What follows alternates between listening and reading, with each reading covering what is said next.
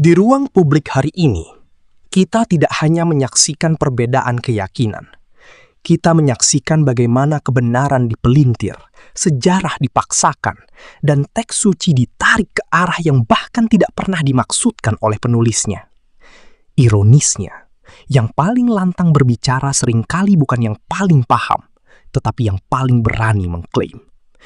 Maka pertanyaannya sederhana. Apakah kita sedang mencari kebenaran atau sekedar membela keyakinan tanpa dasar? Muslim ya Bang ya? Ya, Bang. Ya, silakan Bang. Apa yang mau utarakan? Silakan. Nah, ini yang tadi yang dibahas yang tadi itu Bang, saya kan jadi ini bertanya-tanya apa yang tadi yang disebut menyembah patung itu Bang. Jadi saya emang ada dua dalam dari Kristen itu kepercayaannya gitu Bang, ada masing-masing. Bang, di dalam Alkitab itu jelas sekali dikatakan jangan membuat bagimu patung yang menyerupai apapun, baik yang ada di langit, baik yang ada di bumi, baik yang ada di dalam air. Jangan engkau sujud menyembah kepadanya. Seperti itu. Itu udah jelas ayatnya. Jangankan patungnya Udin, patung Joko, patung Yesus tidak boleh Anda sembah. Seperti itu. Menurut pengajaran Alkitab. Tetapi ada seseorang yang memfitnah bahwa Alkitab mengajarkan nyembah patung. Begitu. Itu tidak biblikal. Seperti itu Bang. Saya hanya meluruskan itu saja. Silakan. Oh, itu yang memfitnah siapa tuh Bang? Yang memfitnah nanti kalau disebutin lagi nanti. Ntar saya ambil. Aduh, kemarin udah saya putarin Bang. Oh. Dia memfitnah bahwasanya Musa itu ngajarin orang nyembah patung. Nah, itu yang fitnah yang nyata itu Bang. Sama seperti kalian memfitnah mengatakan bahwa ini diajarkan oleh Abraham. Abraham kalian fitnah nyembah batu. Sama. Coba sekarang saya tanya Anda. Nih, saya tanya Anda. Ya. Kalau Anda tidak memfitnah, saya nggak urusan Anda mau nyembah kayu singkong terserah. Cuman ketika Anda katakan bahwa itu adalah ajaran di dalam Taurat, ajaran Abraham, ya saya jawab. Nih saya tunjukkan ya. Bentar. Saya tunjukkan sama Anda gambar. Saya mau tanya dulu sama Anda Bang. Apakah Anda mengatakan bahwa Abraham mengajarkan seperti ini? Tidak Bang. Nah, kalau tidak, urusan Anda. Anda mau cium sampai gigi Anda juga nempel di situ nggak masalah. Itu urusan Anda, Bang. Yang menjadi urusan saya ketika Anda mengatakan bahwa Abraham, ya, itu mengajarkan yang demikian. Maka saya sebagai orang Kristen, saya ajak Anda debat. Bukan saya laporin Anda ke polisi. Beda, Bang. Biasanya, Bang, orang itu ada dua karakternya. Pertama, kalau dia sanggup berargumen, dia ajak berargumen. Patahkan lawannya itu. Yang kedua, orang yang tidak sanggup berargumen. Nah, orang yang tidak sanggup berargumen biasanya darah mendidih, teriak password. Oh, langsung darah halal, lapor polisi. Ya, itu. Seperti itu, Bang. Itu yang saya sebut sebagai mental manusia kardus. Kenapa? Gini, Bang. Kalau Anda benar, lalu ada orang yang memfitnahkan kepada Anda sesuatu yang tidak benar, Anda adu dia dengan argumen. Patahkan dia dalam sebuah argumen. Tetapi kalau Anda sesungguhnya Anda tidak mampu menunjukkan posisi Anda dalam kebenaran, biasanya darah mendidih. Setelah darah mendidih, lapor polisi. Kerahkan massa, persekusi. Ya itu biasanya tabiat seperti itu, Pak. Silakan. Mungkin ini Bang, itu karena apa ya? Untuk bentuk kekecewaan Bang, karena Islam itu mengajarkan untuk beradab yang bisa memanusiakan manusia Bang, gitu. Dan sebaik-baiknya bila mana tidak ada ucapan untuk berbuat baik, lebih baik diam, kan begitu Bang. Ini kan tadi saya bertanya nih Bang, tapi kenapa kok menyinggung langsung memperlihatkan Ka'bah yang di Madinah, kan begitu. Karena begini Bang, saya melihat Bang, ada banyak saya tidak bilang semua ya Bang ya. Banyak orang Islam, bahkan saudara-saudara saya yang Islam itu banyak Bang. Keluarga saya yang Islam itu banyak. Begitu. Nggak pernah saya urusi mereka. Nggak pernah saya bahkan ngomong agama sama keluarga saya yang Islam itu nggak pernah sama sekali. Nggak pernah. Karena apa? Karena mereka tidak pernah ngurus agama kami. Kami pun tidak pernah ngurus agama mereka. Betul. Lakum dinukum waliyadin. Bagimu agamamu, bagiku agamaku. Nah, sekarang yang menjadi problem, Anda melihat tidak bahwa ada banyak orang-orang, oknum orang-orang Islam yang membahas agama Kristen di media sosial mereka. Mau saya sebutin orang-orangnya? Mau? Contoh, Abdul Somad. Abdul Somad apa dia bilang? Di dalam salib ada jin kafir, betul? Betul?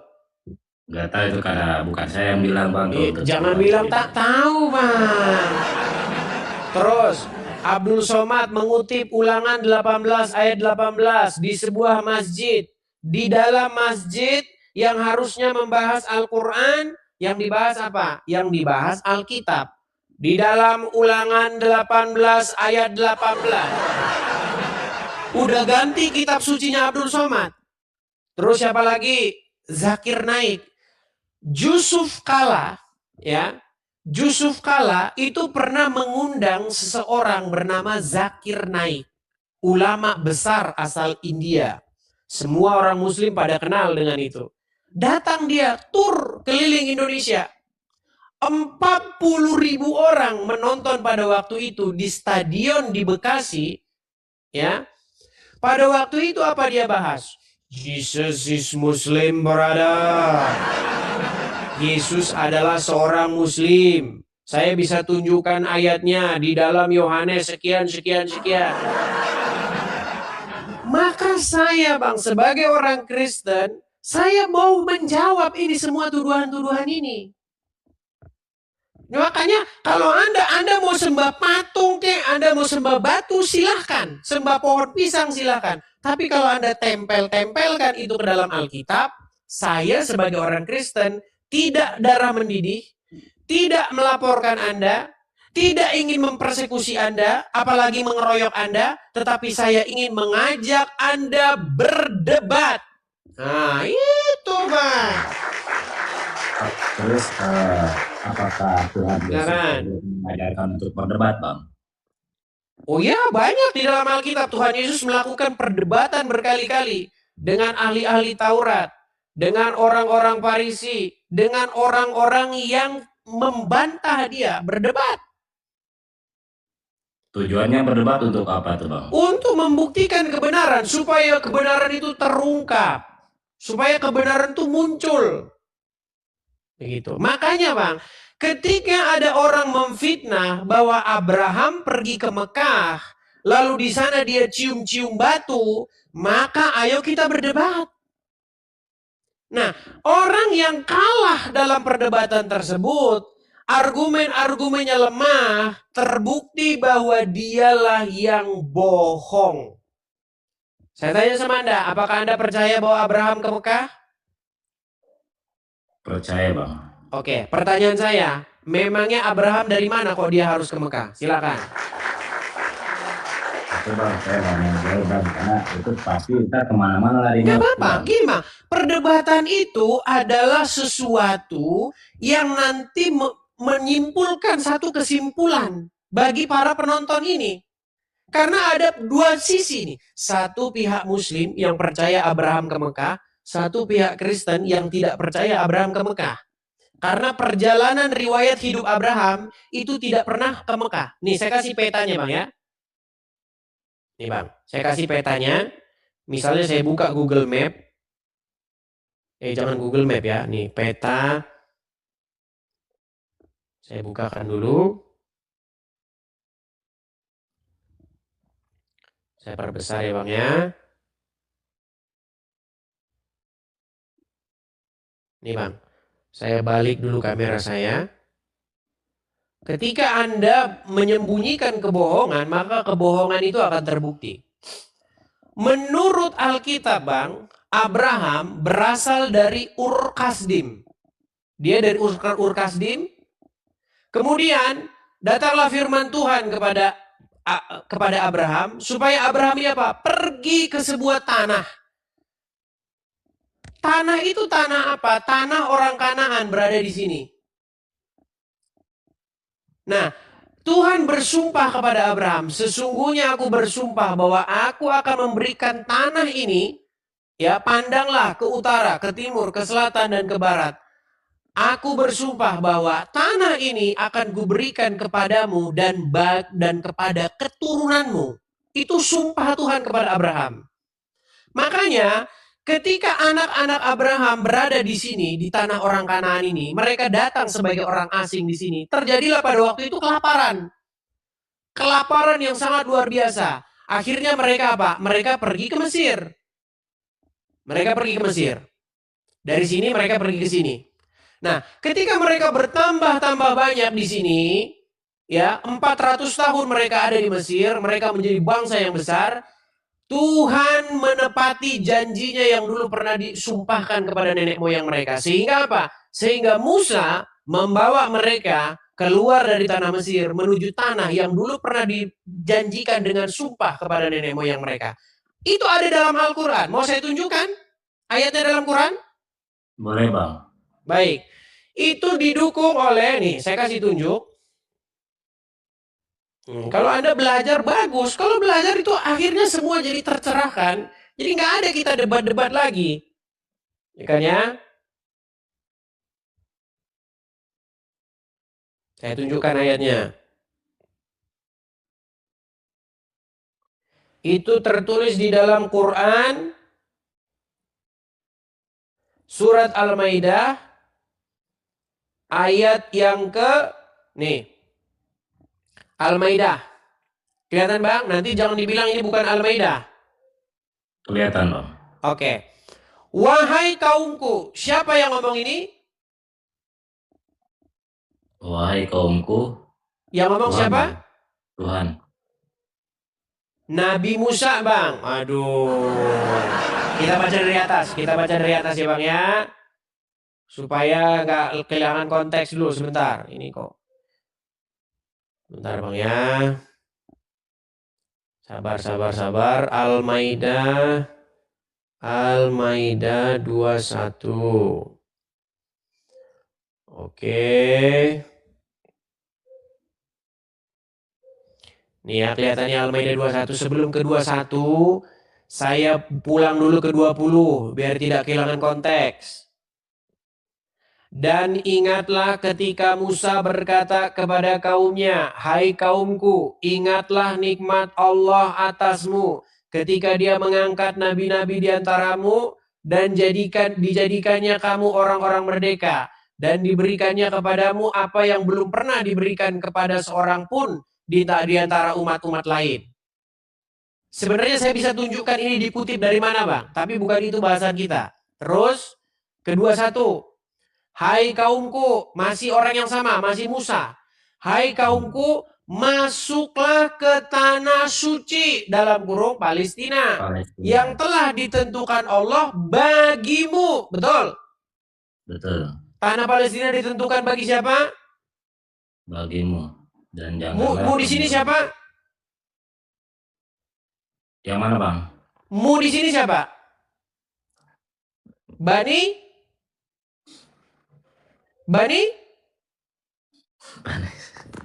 Israel Bang. Aduh.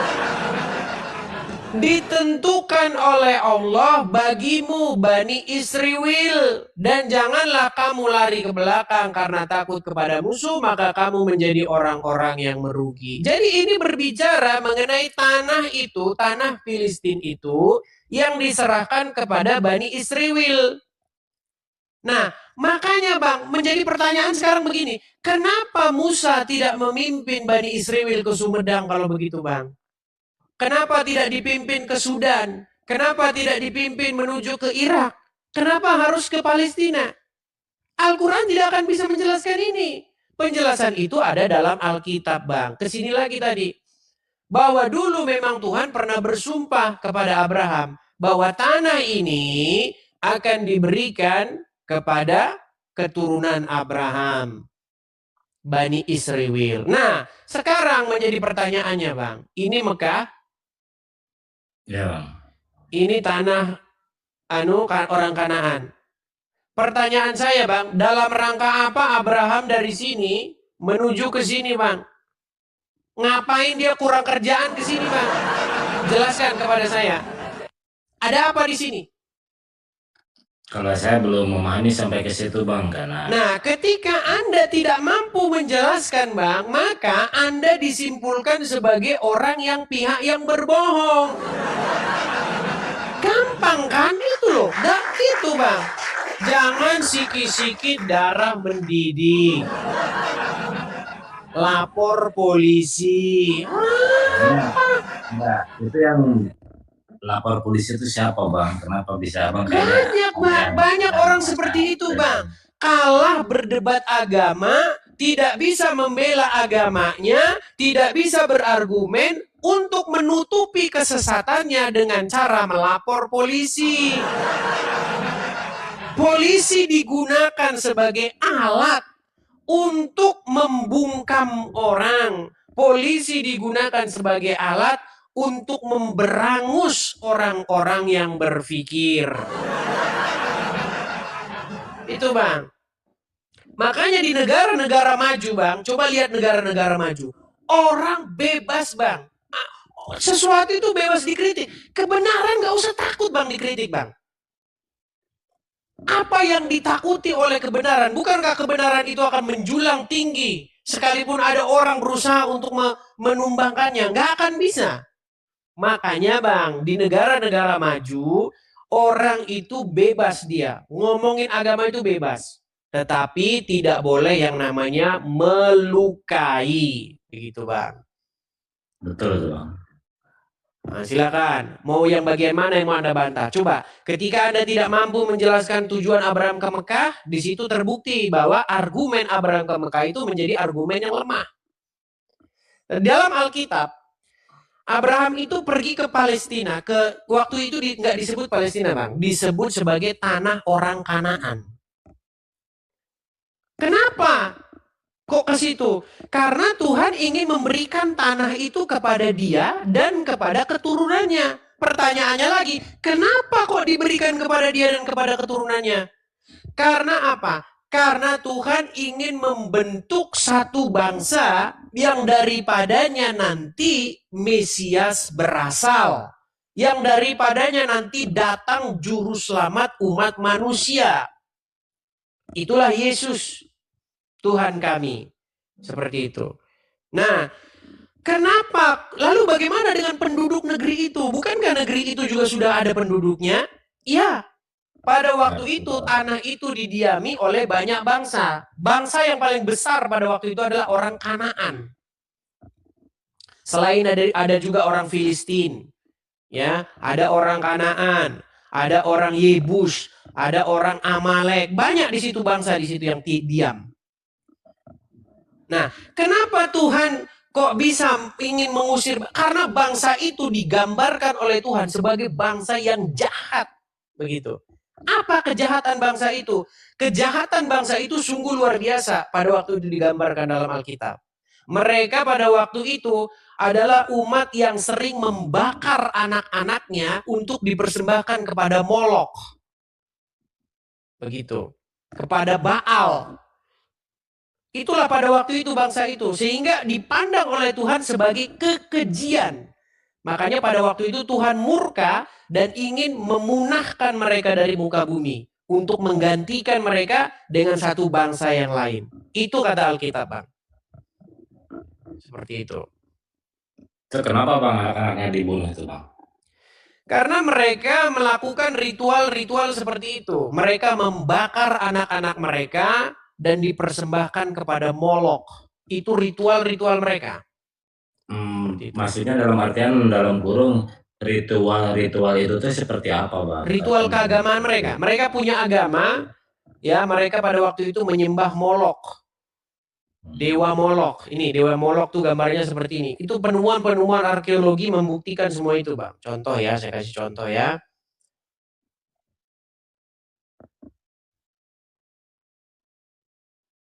Ini saya kasih contoh penemuan-penemuan arkeologi Dewa Molok.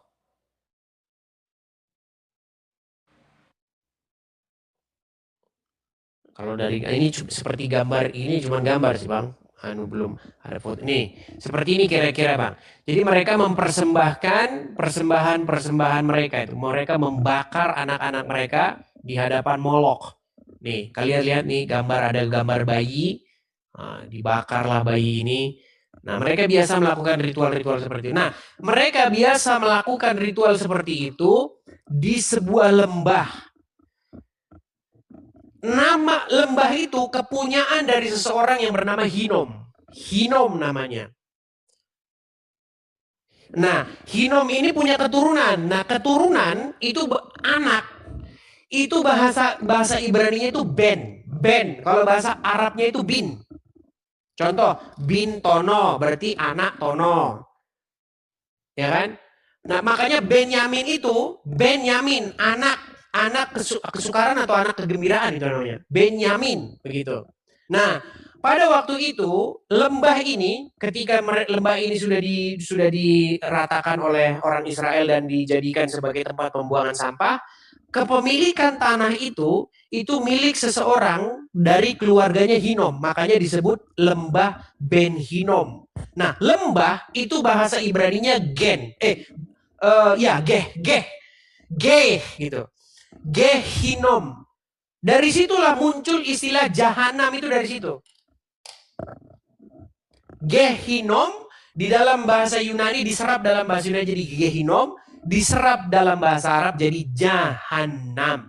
Jadi jahanam itu jangan kalian dongeng, jahanam itu di situ tempatnya. Kita masih bisa telusuri semua, Bang. Asal usulnya itu dari mana? Nah, kalau Anda ngomong dogma ya, lah pokok jahanam ada 3 tingkat, 9 tingkat. Itu kalau Anda ngomong dogma. Tapi kalau Anda mau kaji secara kajian ilmiah, tempatnya ada di Israel. Sekarang pergi ke Israel, lihat di situ ada tempatnya, masih ada. Disitulah yang dimaksud Gehinom. Nah, tempat itulah yang digunakan. Tempat itu yang digunakan. Gimana? Ya nggak bisa ke sana kan lagi perang, Bang. Ya, tapi itu, Bang, asal usul. Makanya kalau Anda cari, Bang, di dalam Al-Quran itu ditemukan kata jahanam dan juga kata jahim. Saya pernah menulis satu buku, ya, judul bukunya, saya menuliskan di dalam buku itu ada yang disebut dengan, kalau typo itu kan ketik, kesalahan tulis dalam Al-Quran. Makanya kalau Anda tanya sama ulama Anda, apa itu perbedaan jahanam dengan jahim? Mereka pasti akan membuat teori-teori ngarang. Kenapa bisa teori ngarang, Bang? Alasannya kenapa? Kan sekarang Google banyak juga, Bang. Ya, karena kata jahanam itu tidak bersumber dari bahasa Arab. Tidak ditemukan akar katanya. Gitu, Bang. Contoh, kalau kita kan berbahasa Indonesia kan? Ya. Ada nggak bahasa-bahasa yang kita serap jadi bahasa Indonesia? Ada, saya kasih contoh. Kalkulator. Apa akar katanya? Dalam bahasa Indonesia. Nggak ada kan? Karena itu bukan bahasa Indonesia. Betul. Tetapi kalau kita ngomong pakai bahasa Indonesia, misalnya makan, memakan, dimakan. Bisa kan? Bisa. Kata dasarnya makan. Kalau memakan berarti kata kerja, dimakan berarti kata kerja pasif, kan gitu. Karena dia murni bahasa kita. Tapi ada bahasa-bahasa orang yang kita serap ke dalam bahasa Indonesia. Contoh, gelas. Gelas, nih gelas. Itu kan bukan bahasa Indonesia aslinya. Kita serap dari bahasa luar. Ketika kita serap dari bahasa luar, maka kita tidak bisa mencari etimologinya dalam bahasa Indonesia. Nah, begitu juga kata jahanam di dalam Al-Quran, itu tidak bisa dicari akar katanya karena kata itu berasal dari kitab-kitab sebelumnya. Begitu. Seperti kata apalagi di dalam Quran banyak. Contoh Isa. Coba apa arti Isa itu? Bingung pasti. Karena memang bukan orang Arab gitu. Jadi bingung. Coba Musa. Coba apa arti kata Musa? Nggak tahu kan? Tapi kalau Anda baca Alkitab, Musa itu artinya diambil, ditarik dari air. Karena Musa itu dibuang. Pada waktu itu orang-orang Mesir itu ingin, mereka ketakutan karena orang Israel ini menjadi bangsa yang besar. Makanya Firaun pada waktu itu yang tidak mengenal Yusuf mendapat nasihat dari penasehat-penasehat kerajaan yang mengatakan begini, lihat orang Israel sudah menjadi bangsa yang besar. Akan tiba nanti masanya bangsa itu akan bersekutu dengan musuh dan menghabisi kita. Maka caranya adalah setiap anak yang laki-laki yang lahir dari mereka itu harus dibantai. Makanya pada waktu itu ibu Musa itu menghanyutkan Musa ke laut, ke sungai Nil. Dihanyutkan dia. Karena dia takut dibantai anak itu. Nah, ketika dia ditarik dari air itu, makanya nama aslinya itu adalah Moshe. Moshe itu artinya diambil dari air. Kalau Anda belajar Alkitab, Anda tahu jawabannya. Kalau Anda belajar Quran, Anda dapat dogmanya. Gitu, Bang. Tapi kan tetap Bang harus untuk untuk menghormati itu kan intinya bisa memanusiakan manusia. Karena saya Betul, Bang. terlahir dari Saya orang setuju dengan itu, Bang. beragama Islam, Bang. Saya setuju dengan itu. Makanya yang saya utarakan di sini, Bang, jangan kita ini, Bang, mengutip-ngutip kitab agama lain kalau misalnya kita ini tidak mau dikutip. Saya mengutip ini kan karena kalian yang mulai dulu. Gitu loh. Nah, kalau saya kan tidak mengutip, Bang. Cuman kenapa kan saya baru tahu nih, Bang, tentang agama dalam artian kayak yang tadi, yang masalah tadi sebelum saya naik kan begitu, Bang. Kenapa bisa ada selisih? Tapi dengan simbol tetap satu tujuan sama kan begitu. Itu yang saya jadi ini kan begitu. Ya, Tapi intinya mau saya sampaikan itu tadi, Bang. Selama masih ada orang-orang Islam yang membahas agama Kristen, maka selama itu juga saya akan menjawab. Selama ada orang-orang nggak peduli mau Islam mau Kristen yang mengatakan itu diajarkan oleh Alkitab, saya mau membantahnya. Saya pernah mengatakan, Bang, satu statement saya yang kontroversial. Saya ini, Bang, pernah dalam sebuah grup, saya udah ingat sekarang video itu. Udah lama memang itu videonya, sekitar 6 tahun yang silam. Pernah pada waktu itu ada grup WhatsApp. Nah, di grup WhatsApp itu kami biasa berdebat satu sama lain. Nah, ada orang Kristen, saya tidak kenal siapa namanya. Dia mengatakan begini, poligami itu ajaran sesat katanya. Nah, karena saya tahu itu argumen tersebut itu bisa berbahaya. Karena di dalam Alkitab itu ada poligami itu ada. Makanya jangan gampang-gampang sesat.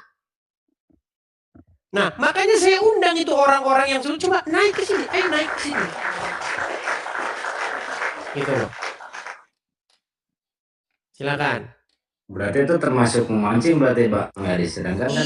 Iya, gini loh. Ada orang-orang Kristen yang tidak punya pengalaman, tidak punya jam terbang berdebat dengan orang-orang Islam, mengeluarkan argumen-argumen blunder. Makanya saya luruskan pada waktu itu dengan bahasa-bahasa yang sedikit sarkas. Lalu video saya itu digoreng, katanya Edis mengajarkan poligami. Bukan itu. Yang saya ajarkan adalah jangan Anda katakan sesat-sesat tentang poligami. Di dalam Alkitab itu ada poligami. Tapi kalau menurut saya, Bang, yang sesat itu yang begini. Makanya kalau berargumen itu dengan benar, makanya saya didik orang-orang berapologet nih, biar kalau berdebat di lapangan, pedangmu itu tidak kena ke kepalamu sendiri. Gitu loh. ketika kita maju ke medan pertempuran perdebatan, orang-orang yang nggak pengalaman ini belajar dulu daripada para senior tuh belajar dulu. Belajar, gitu loh. Nah, makanya pada waktu itu di dalam diskusi itu ada seorang yang mengeluarkan argumen poligami itu ajaran sesat. Saya bilang, ini orang kok sesat-sesat. Nggak seperti itu argumennya. Yang sesat itu adalah Tuhan berfirman untuk kawin sana, kawin sini. Kalau kurang kawinin ini. Semua ini yang kamu mau. Itu yang sesat tuh yang itu. Yang sesat tuh misalnya begini. Ada Tuhan berfirman, kamu boleh ngawinin siapa saja. Yang ini boleh, yang itu boleh. Pokoknya semua boleh. Itu sesat. Kalau begitu. Di dalam Alkitab, Bang, ada satu perikop di dalam misalnya di dalam atau orangnya naik ke sini dulu lah, biar nanti kalau saya tunjukkan dia lah nih. Coba. Orang yang selama ini goreng-goreng omongan saya undang naik ke sini. Ayo silahkan naik ke sini. Gitu loh. Saya buka room ini untuk memberikan kepada mereka di panggung. Jangan ngomong di belakang. Seperti Tadi kan kata Bang Edis tidak boleh menyesatkan, tapi sebaliknya tadi Bang Edis menyesatkan juga ke Islam. Ketika Anda mengatakan sesuatu itu merujuk kepada Tuhan, saya jelas. Tuhan saya tidak pernah mengajarkan untuk mengingini istri orang. Ada itu di dalam Alkitab. Jangan engkau mengingini istri sesamamu. Boro-boro istri sesamamu. Harta miliknya, kepunyaan dia, tanah dia. Jangan engkau ingini. Nah sementara ada. Saya kasih contoh. Bang. Anda Muslim. Anda tahu ini nggak? Anda tahu nggak bahwa Muhammad punya anak angkat namanya Zaid? Kalau tahu tidak, cuma kalau untuk dengar cerita tahu, Bang. Oke, dia punya anak angkat namanya Zaid. Suatu waktu Muhammad sendiri dia mencarikan istri untuk anak angkatnya itu. Tahu itu? Dengar cerita aja, Bang. Oke, tahu namanya siapa? Lupa lagi, Bang. Ya, makanya Anda masih jadi orang Islam. Gak apa-apa, baik. Tenang, pelan-pelan. Nama anak perempuan itu adalah Zainab. Pada waktu itu, Zainab itu dijodohkan atau ingin dinikahkan oleh Muhammad dengan Zaid, anak angkatnya. Pada waktu itu Zainab menolak. Saya bacakan satu surat, ya, supaya Anda paham. Zainab pada waktu itu berkata, mana mungkin saya menikah dengan kasta atau golongan budak. Sementara klan saya ini tinggi, nggak pantas saya nikah dengan itu. Lalu turun satu ayat, saya bukakan. Al-Ahzab ayat 36. Nih, banyak orang kalau saya senang bahas Islam. Kalau bahas Islam saya senang, nih. Kalau bahas Kristen saya nggak senang. Baik, saya tunjukkan ya. Surat Al-Ahzab ayat 36. Oke. Ketika Zainab menolak, ketika Zainab tidak mau dinikahkan kepada Zaid oleh Muhammad, turun ayat. Dan tidaklah patut bagi laki-laki yang mukmin dan tidak pula bagi perempuan yang mukmin apabila Allah dan Rasul-Nya telah menetapkan suatu ketetapan, akan ada bagi mereka pilihan yang lain tentang urusan mereka. Dan barang siapa yang mendurhakai Allah dan Rasul-Nya, maka sesungguhnya dia telah sesat yang nyata. Kita baca tafsirnya ya. Kita baca tafsirnya. Nanti dibilang biar saya tidak ngarang-ngarang. Ya.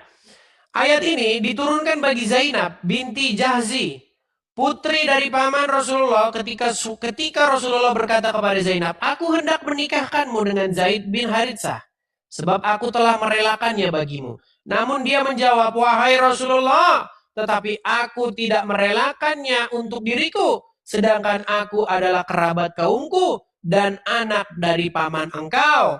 Oleh sebab itu aku tidak akan menikahinya. Maka turunlah ayat ini. Jelas? Jelas, Bang. Apakah saya memfitnah?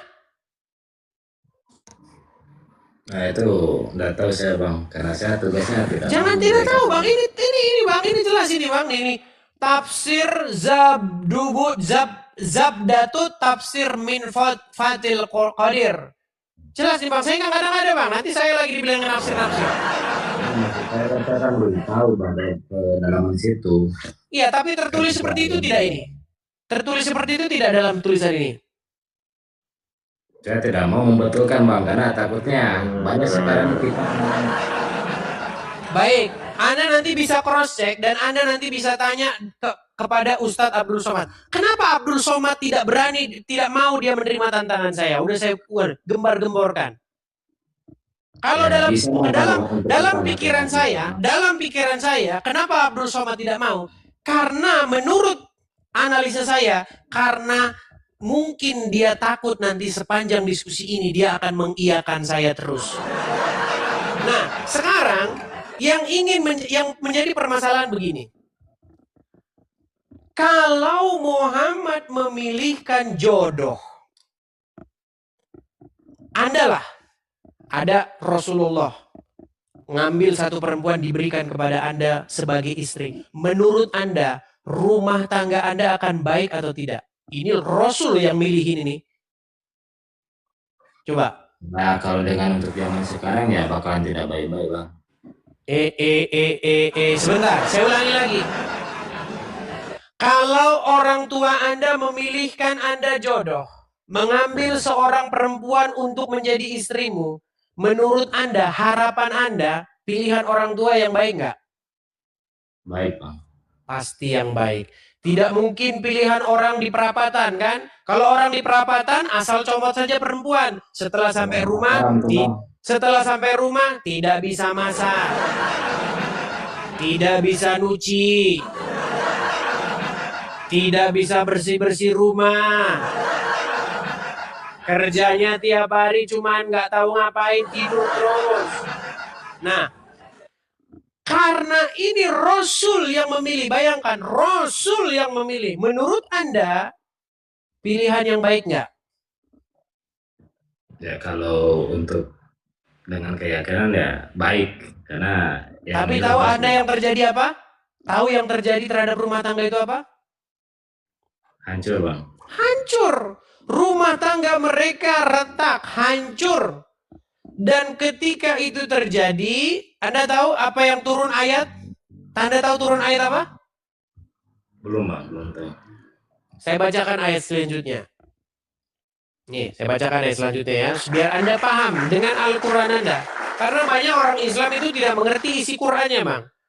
Kita baca ayat selanjutnya, tadi Al-Ahzab 36, kita langsung merujuk kepada Al-Ahzab 37. Baik, apa dikatakan di dalam Al-Ahzab 37? Perhatikan, Bang. Perhatikan. Dan ingatlah ketika kamu di sini Muhammad, berkata kepada orang yang Allah telah melimpahkan nikmat kepadanya. Dan kamu juga telah memberi nikmat kepadanya. Siapa itu? Yaitu Zaid. Apa kata Muhammad kepada Zaid? Tahanlah terus istrimu dan bertakwalah kepada Allah. Sedangkan kamu, wahai Muhammad, menyembunyikan di dalam hatimu apa yang Allah akan menyatakannya. Dan kamu takut kepada manusia, wahai Muhammad, sedangkan Allah lah yang lebih berhak kamu takuti. Maka, tatkala Zaid telah mengakhiri keperluan terhadap istrinya, kami kawinkan kamu dengan dia. Dia istrinya Zaid. Supaya tidak ada keberatan bagi orang-orang mukmin untuk mengawini atau menikahi istri-istri anak angkat mereka apabila anak-anak angkat itu telah menyelesaikan keperluan terhadap istrinya. Dan adalah ketetapan Allah itu pasti terjadi. Nah, jadi di sini Bang, Allah itu akhirnya menikahkan nih. Dan kami kawinkan kamu. Allah mengawinkan atau menikahkan Muhammad dengan istri, dengan bekas istri anak angkatnya. Ini Al-Quran, bukan saya ngomong. Banyak orang ngomong ngarang lo katanya. Ya gimana dia nggak ngomong ngarang, orang selama ini baca Quran cuman amin. Ya nggak ngerti. Nggak dibaca artinya. Nah, di sini yang mau saya tanyakan kepada Anda, begini Bang. Itu urusan kalian. Itu urusan kalian sendiri, nggak ada urusannya dengan kami. Agama Anda. Cuman masalahnya begini. Ada ustadz-ustadz seperti Donditan, Zakir Naik, Zuma, Yusuf P.I, Nandar, bla bla bla, banyak. Mengatakan apa? Mengatakan bahwa Muhammad meneruskan ajaran-ajaran terdahulu. Jadi ketika mereka mengatakan itu, yang dimaksud ajaran-ajaran terdahulu itu kan ajaran-ajaran yang ada dalam Taurat dan Injil. Ketika mereka ngomong gitu, saya bilang, loh, tidak bisa. Kenapa? Karena di dalam Alkitab dikatakan, nih, saya bacakan saja lah. Jangan engkau mengingini istri sesamamu manusia. Bagaimana begitu 10 hukum loh. Ketika Tuhan menulis 10 hukum kepada Musa di atas 2 loh batu itu, nomor 10 itu. Jangan engkau mengingini milik sesamamu. Jangan mengingini istri sesamamu. Bagaimana mungkin Tuhan yang sama di dalam hukum Taurat mengatakan jangan mengingini istri sesamamu, di dalam Al-Qur'an malah Muhammad malah dinikahkan kepada istri anak angkatnya. Ini kan bertentangan. Begitu loh. Jadi kesimpulannya adalah Muhammad punya Tuhan sendiri, bukan Tuhan di dalam nabi-nabi sebelumnya. Jangan memfitnah bahwa Tuhannya nabi-nabi sebelumnya itu adalah Allah. Itu Bang diskusi kita. Nah kalau seperti itu kita enak. Makasih Bang Jo. Itu kita urus agamamu. Seperti itu Bang. Dari penjelasan saya ini Bang, apa Abang masih mau ngomong lagi bahwa Allah itu adalah Tuhannya nabi-nabi terdahulu? Saya lebih baik diam Bang. Nah, begitu Bang. Mari kalahkanlah saya dalam sebuah perdebatan. Jangan sikit-sikit kamu membuat darah kamu halal. Apa ini kalau berargumen kok darah halal? Gitu, ayo berdebat gitu. Zaman sekarang sudah zaman modern. Gitu loh.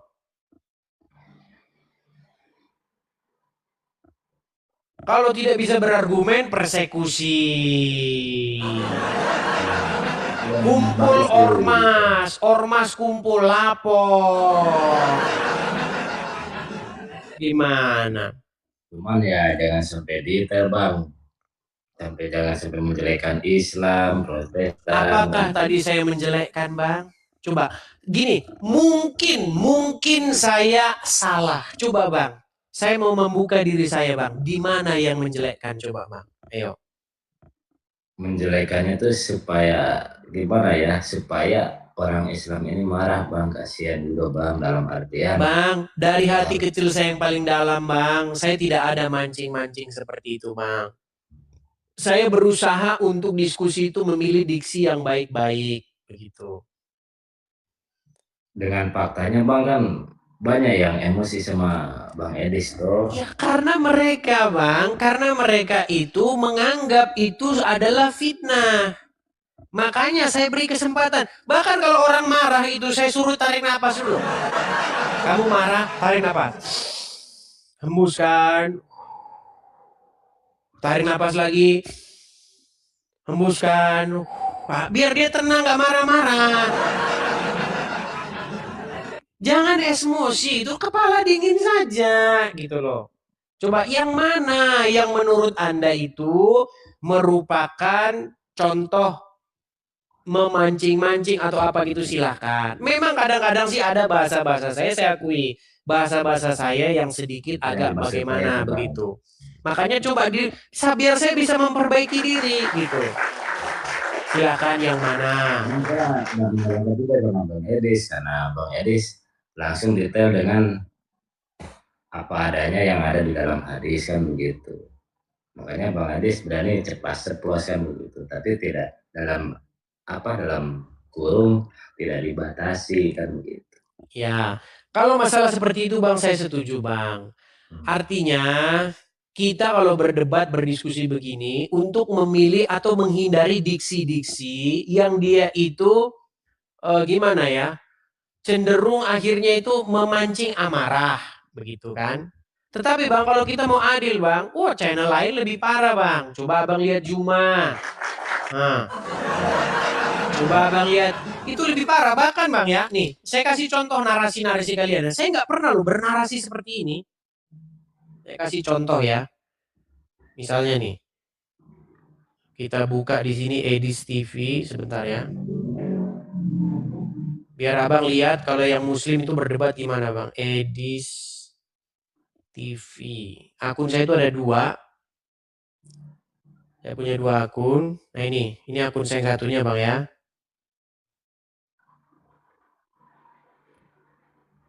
Nih, waktu saya ngobrol dengan Nora. Bagaimana argumen-argumen mereka nih? Saya balik kamera saya. Parah Bang, saya nggak mengeluarkan argumen seperti ini. Nih.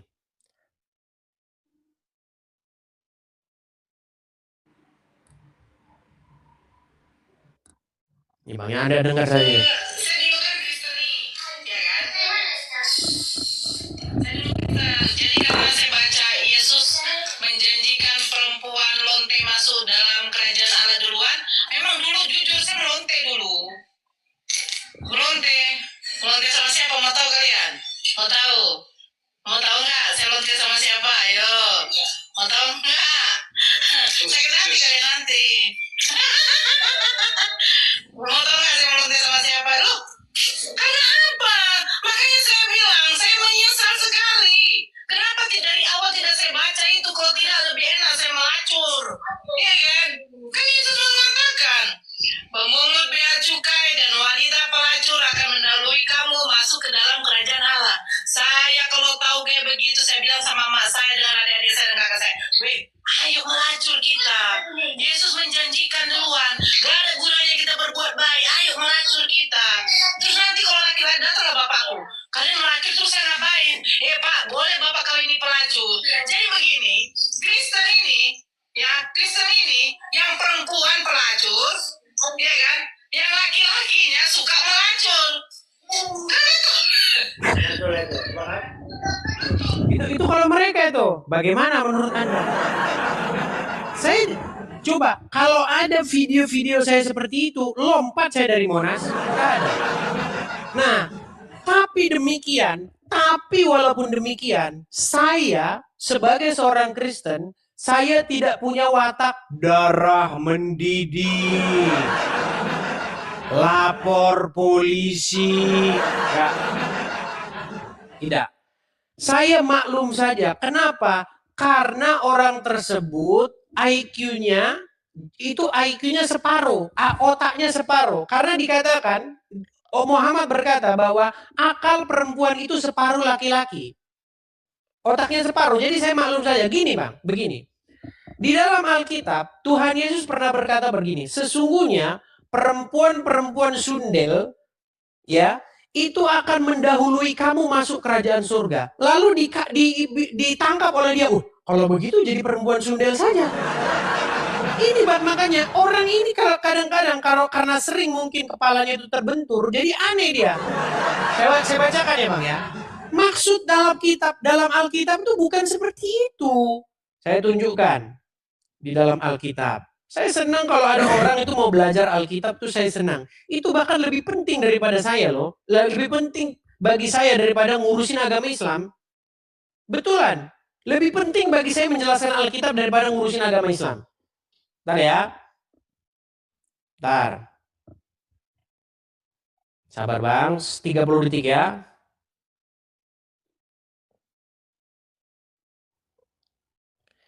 Itu tertulis di dalam, bentar.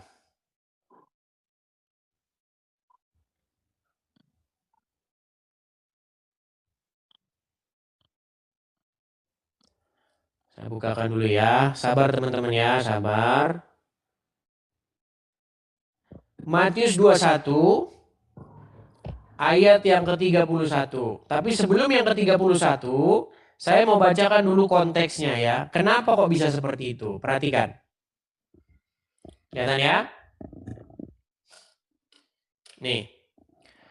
Sebelum yang ke-31, saya bacakan dulu. Ini karena satu perikop nih. Satu perikop. Kita baca dari 28. Tetapi apakah pendapatmu tentang ini? Seorang mempunyai 2 anak laki-laki. Ia pergi kepada anak yang sulung dan berkata, "Anakku, pergi dan bekerjalah hari ini di dalam kebun anggur." Jawab anak itu, "Baik, Bapak," tetapi ia tidak pergi. Lalu orang itu pergi kepada anak yang kedua. Ini ada bapak punya 2 anak. Dan berkata demikian juga. Dan berkata seperti itu juga ya. Dan anak itu menjawab, "Aku enggak mau pergi." Tetapi kemudian ia menyesal, lalu pergi juga. Lalu apa kata Tuhan Yesus? Siapakah di antara kedua orang itu yang melakukan kehendak ayahnya? Jawab mereka, yang terakhir atau yang kedua. Kata Yesus kepada mereka, "Aku berkata kepadamu, sesungguhnya pemungut-pemungut cukai dan perempuan-perempuan sundal akan mendahului kamu masuk ke dalam kerajaan Allah. Sebab Yohanes datang untuk menunjukkan jalan kebenaran kepadamu dan kamu tidak percaya kepadanya. Tetapi pemungut-pemungut cukai dan perempuan-perempuan sundal percaya kepadanya. Dan meskipun kamu melihatnya, tetapi kemudian kamu tidak menyesal dan kamu juga tidak percaya kepadanya." Jadi di sini bukan disuruh jadi pesundal, disuruh jadi pelacur, tidak. Di sini Tuhan Yesus mengumpamakan ada 2 pihak di sini. Ada ulama dan ada para pemungut cukai dan pelacur. Ulama-ulama itu mereka tidak mendengar kata Yesus. Mereka tidak melakukan kehendak Yesus. Tetapi para pemungut-pemungut cukai dan perempuan-perempuan sundal, ketika mereka mendengar Yesus, mereka menyesal. Mereka mengaku dosa, menyesal, dan mereka mendengar Yesus. Jadi poinnya seperti itu, bukan disuruh melacur masuk kerajaan surga. Kan aneh. Nah, ditangkap oleh orang, berarti jadi pelacur biar masuk kerajaan surga duluan. Ini pola pikir macam apa gitu loh. Paham nggak kira-kira apa yang saya maksudkan? Paham. Iya.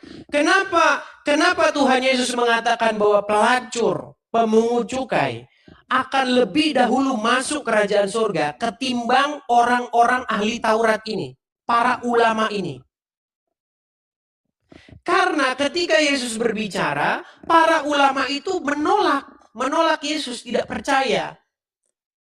Tetapi justru perempuan-perempuan sundal dan pemungut cukai mendengar Yesus, mereka malah menerimanya.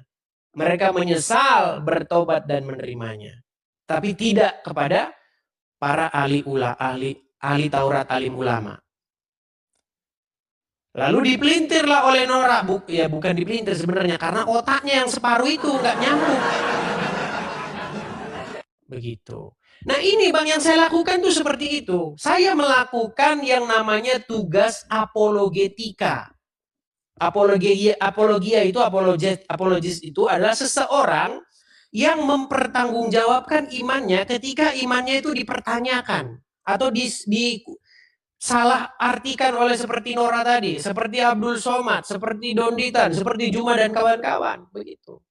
Tetapi dalam berapologetika ini, ya, saya memberikan jawaban-jawaban seperti ini, banyak orang-orang baik dari pihak Muslim maupun sedikit dari oknum-oknum orang Kristen yang tersinggung. Makanya saya kasih ruang di sini untuk kita beradu argumen. Jangan sikit-sikit persekusi, lapor. Kalahkan perkataan dengan perkataan. Kalahkan syubhat dengan argumen. Jangan sikit-sikit darah halal mendidih. Kompor. Watak-watak seperti itu saya nggak suka, Bang. Kita ini dewasa yuk, kita ini dalam beragama gitu loh. Gitu. Kira-kira gimana, Bang? Kalau saya sih kalau lihat dari Bang Yadis ini saya nggak lihat sisi yang lainnya. Karena saya perhatikan kan saya Gimana, Bang? dari tempat apa itu yang di sana tuh yang di Amerika itu. Tapi untuk umum bisa masuk gitu. Nah, di situ dalam artiannya saya untuk apa sih di situ gitu dalam artiannya kan gitu. Ya, tetapi apa yang Anda lihat dari dunia apologetika ini, dunia perdebatan diskusi lintas iman ini? Ya untuk merangkul menjadi apa ya saling menolong mungkin. Ya, ada positif, ada negatifnya kan? Nah itu Ya, betul Bang. itu juga saya akui ya, ada positif, ada negatifnya. Tinggal kedewasaan kita berpikir aja gitu loh. Kita mau dewasa nggak menanggapinya gitu. Jangan sikit-sikit emosi, darah halal. Apa sih gitu. Itu sama Bang, kalau ada di ILC, Indonesia Lawyers Club itu berdebat. Cuman kan bukan agama mereka berdebat. Mereka berdebat biasanya soal kasus hukum atau kasus-kasus politik. Nah, ketika ada orang yang berbeda pendapat mengatakan, awas lu ya, awas lu, darah gue mendidih ya, awas lu ya, halal darah lu. Manusia seperti itu kira-kira akan ditendang nggak dari forum itu? Akan dikeluarkan dari forum itu, karena orang-orang seperti itu orang-orang manusia purba zaman dulu ya. Jangan seperti itu, kita ini udah hidup di abad modern loh. Begitu. Era di mana sudah internet ada, era AI ada. Tanya AI itu loh. Walaupun bisa salah-salah kan bisa Anda jadikan referensi. Oke, gitu? Betul Bang. Oke, saya turunkan ya Bang ya. Ya Bang. Oke, terima kasih Bang. Selamat malam ya. Oke. Yuk, silakan teman-teman ya. Bagi teman-teman yang mau berargumen, berdiskusi, silahkan teman-teman ya, silahkan. Semua Anda kembali kepada diri Anda kok. Anda mau menilai mau sisi negatif, sisi nggak bisa dipaksa-paksa itu teman-teman. Mau Anda anggap dunia apologetika itu sampah, terserah Anda, ya kan? Semua kembali kepada penonton. Diskusi tadi sebenarnya membuka satu masalah besar yang sering terjadi dalam perdebatan lintas agama. Banyak orang berbicara tentang kitab orang lain tanpa benar-benar memahami isi kitab tersebut. Tuduhan bahwa Alkitab mengajarkan penyembahan patung adalah contoh nyata dari kesalahan fatal semacam ini. Padahal, jika kita mau jujur membaca teksnya, larangan terhadap penyembahan patung dalam Alkitab itu bersifat absolut. Tidak ada kompromi, tidak ada pengecualian.